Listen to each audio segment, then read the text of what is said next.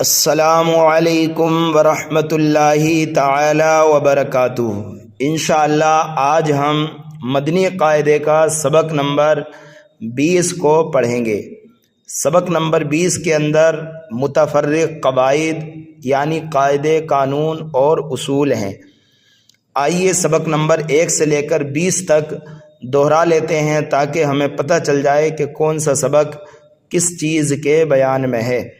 سبق نمبر 1 مفردات کے بیان میں، سبق نمبر 2 مرکبات کے بیان میں، سبق نمبر 3 حرکات کے بیان میں، سبق نمبر 4 مشق کے بیان میں، سبق نمبر 5 تنوین کے بیان میں، سبق نمبر 6 مشق کے بیان میں، سبق نمبر 7 حروف مدہ کے بیان میں، سبق نمبر 8 کھڑی حرکات کے بیان میں، سبق نمبر 9 حروف لین کے بیان میں، سبق نمبر 10 مشق کے بیان میں، سبق نمبر 11 سکون یعنی جزم کے بیان میں، سبق نمبر 12 نون ساکن اور تنوین یعنی اکفا اور اظہار کے بیان میں، سبق نمبر 13 تشدید کے بیان میں، سبق نمبر 14 نون ساکن اور تنوین یعنی ادغام اور اقلاب کے بیان میں، سبق نمبر 15 میم ساکن کے قواعد کے بیان میں، سبق نمبر 16 تفخیم اور ترقیق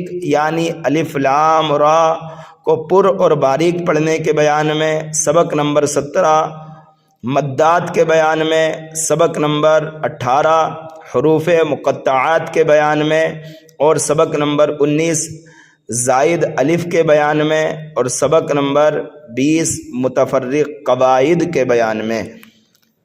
متفرق قواعد کیا کیا اس کے اندر بیان کیے گئے ہیں۔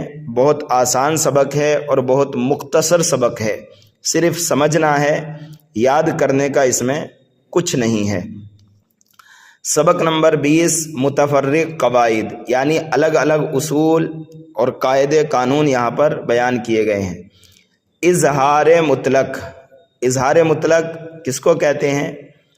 دیکھیے یہاں پر 4 باکس بنے ہوئے ہیں، اس کے بارے میں یہاں پر سمجھا رہے ہیں۔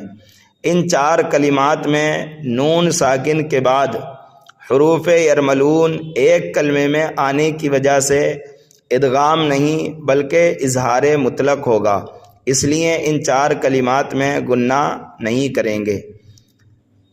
دنیا کو دیکھ لیجیے آپ، اصول کیا ہے کہ نون ساکن کے بعد یرملون میں سے کوئی حرف آ جائے تو ادغام ہوگا، یعنی وہاں پر گنہ کر کے پڑھیں گے، لیکن یہاں پر گنہ ہمیں نہیں کرنا ہے۔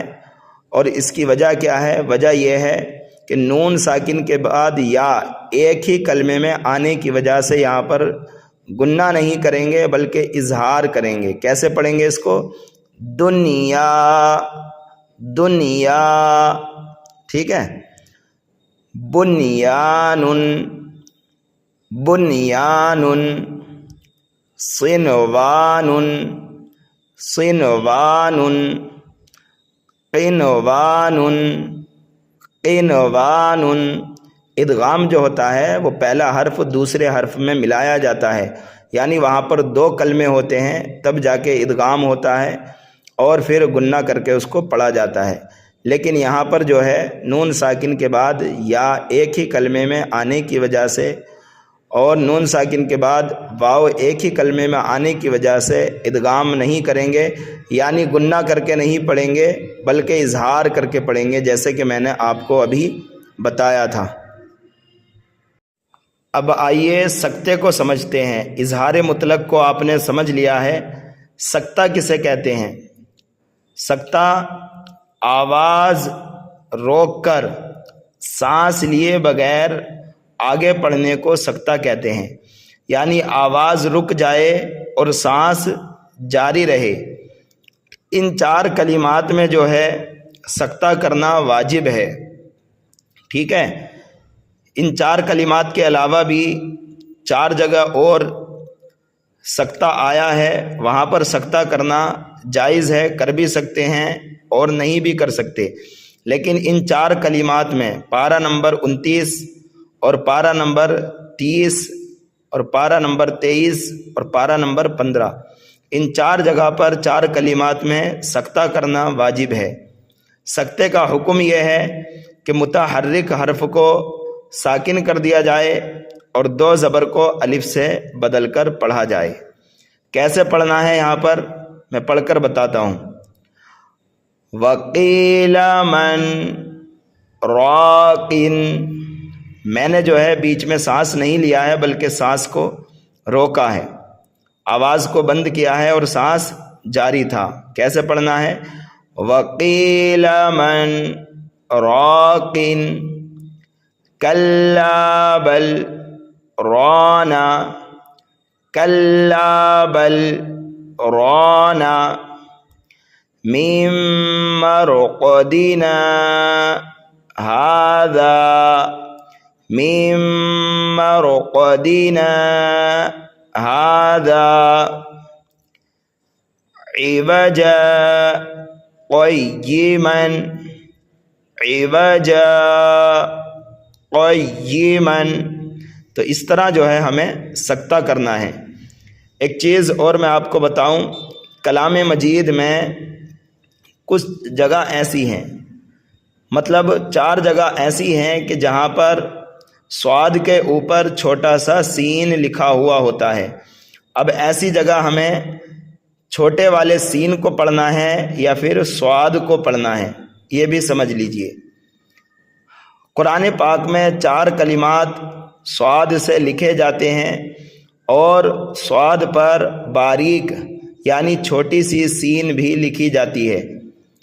ان کے پڑھنے کی تفصیل یہ ہے، دیکھیے یہاں پر 1 اور 2 میں جو ہے صرف سین کو پڑھیں گے، یعنی یہ جو چھوٹا سا سین بنا ہوا ہے باکس نمبر 1 اور باکس نمبر 2 کے اندر چھوٹے سے سین کو پڑھیں گے، اور باکس نمبر 3 کے اندر سین کو بھی پڑھ سکتے ہیں اور صاد کو بھی پڑھ سکتے ہیں، دونوں بھی جائز ہے۔ اور باکس نمبر 4 کے اندر سین کو نہیں پڑھیں گے بلکہ صاد کو پڑھیں گے۔ کیسے پڑھیں گے؟ یبسط بسطن، میں سین کو پڑھ رہا ہوں، بسطن۔ یہاں پر جو ہے آپ کی مرضی ہے، سین بھی پڑھ سکتے ہو صاد بھی پڑھ سکتے ہو۔ میں جو ہے سین کو پڑھ کر سناتا ہوں۔ ام هم المسیطرون،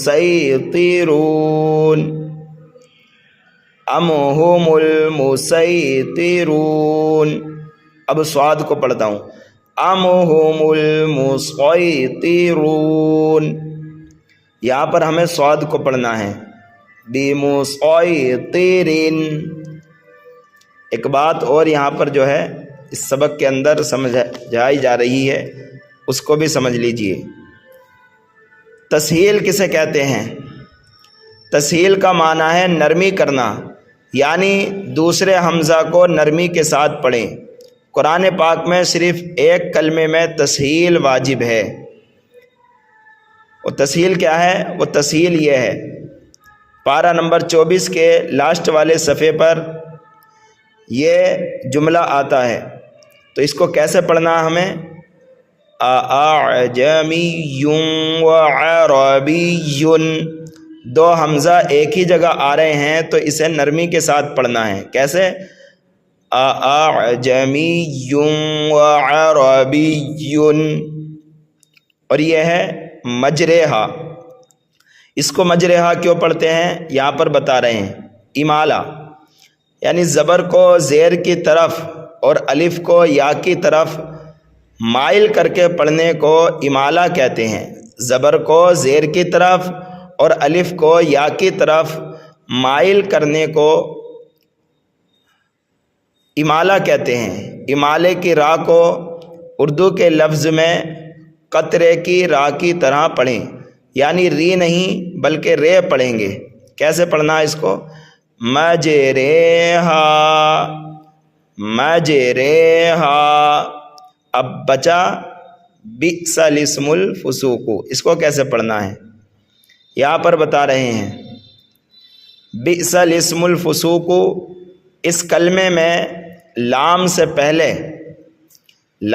پہلے اور لام کے بعد دونوں الف نہ پڑھیں، دونوں الف نہ پڑھیں بلکہ لام کو زیر دے کر کے پڑھیں۔ یہاں پر یہ بتا رہے ہیں، دیکھیے لام سے پہلے بھی الف ہے اور لام کے بعد بھی الف ہے، تو ان دونوں الف کو نہیں پڑھنا ہے۔ کیسے پڑھنا ہے اس کو؟ بئس الاسم الفسوق، بئس الاسم الفسوق۔ سبق نمبر جو ہے 20 مکمل ہو گیا۔